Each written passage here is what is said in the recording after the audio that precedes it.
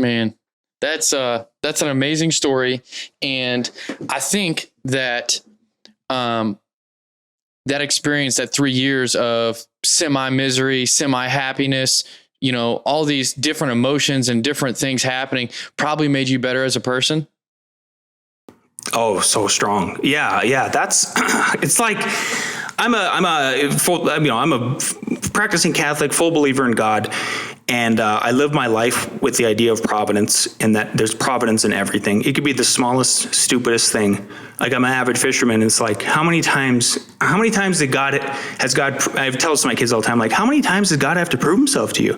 I give them all these examples of like, if I wasn't late that day to wake up, and then I got to the lake, and then I caught this giant fish, like, do you guys understand everything that would have had to be connected in order to do that? And you're just going to explain that with like this explosion, this random explosion that happened with all of that? I don't think so.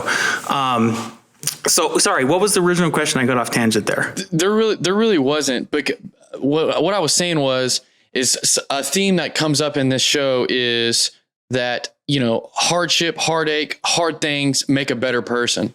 And I just wanted to hear you say, because I know it did. I mean, it's just like, it's almost like a law in physics or something. That happens because when you get through it, you have more understanding. Your body and mind have undergone some trauma that you've overcome, and now it's like more callous, if you will.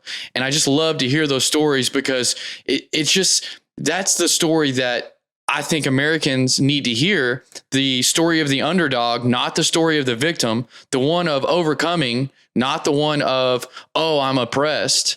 And something that you brought up earlier, you said that, multi-generational housing and maybe helping your children pay for a larger family and that idea.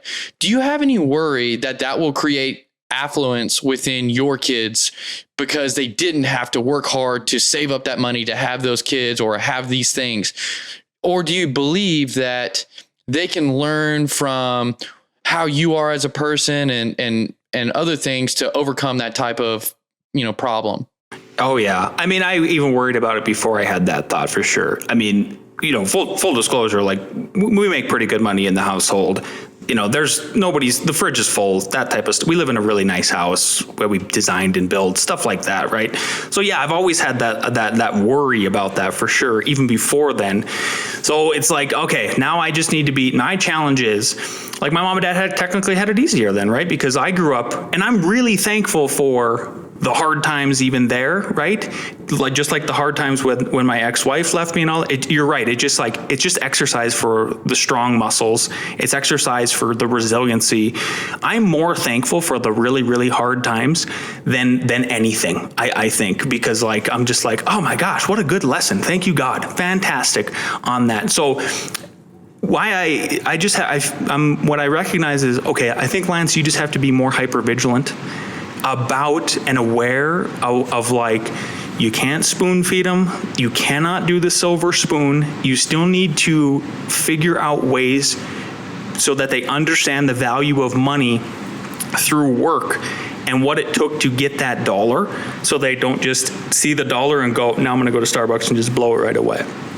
So a couple different ways I've done that is, like, I required all the sons and my daughter last summer, actually, like, you're going to come, I don't care if you think you're not going to work, like, in the buildings I'm sitting in right now, they swept them all summer. I paid them fine and all of that, and explained that to them. And then last year, my son, I did buy him a car, but the lesson with that was, the idea why I'm buying this car for you, Kyler, in this way, I just paid cash for it, it was like $6,000, was I said, like, the lesson that my dad didn't teach me properly was that it's not okay to actually take out loans if you don't have to. like, you should try to not get caught in the usury. You should not get caught in the debt traps. And I said, so what it is, and I go, you should just do this for your son, Kyler, is you give him a dad loan. So you still got to pay me back. You still got to get your butt to work. And now he's working super hard at Freddy's. He's taking on extra shifts. He's disciplined with his money for the first time in his life. Those sorts of things. My daughter's going to intern for me for that. But I guess the biggest thing is I just try to be completely blunt and honest with him about my intentions behind giving in that way. It's not about them, I just want to re-emphasize to them is like, I want you to just feel comfortable if you want to have a giant family. I will be here to help you have that giant family. It's great, because I grew up in a giant family. I mean, my mom is one of 4 kids. I have 2 brothers and 1 sister, and like a ton of cousins. I come from this giant Catholic family, and it's a beautiful thing because like those people are always there. And now even my cousins are. We trade business. My cousin owns the biggest plumbing company in Williston, North Dakota, and he hired us to design his big fancy addition that everybody's going to enjoy, come Thanksgiving and stuff like that. So I definitely think about it, Lee. It's like, okay, now I just got to up the hypervigilance.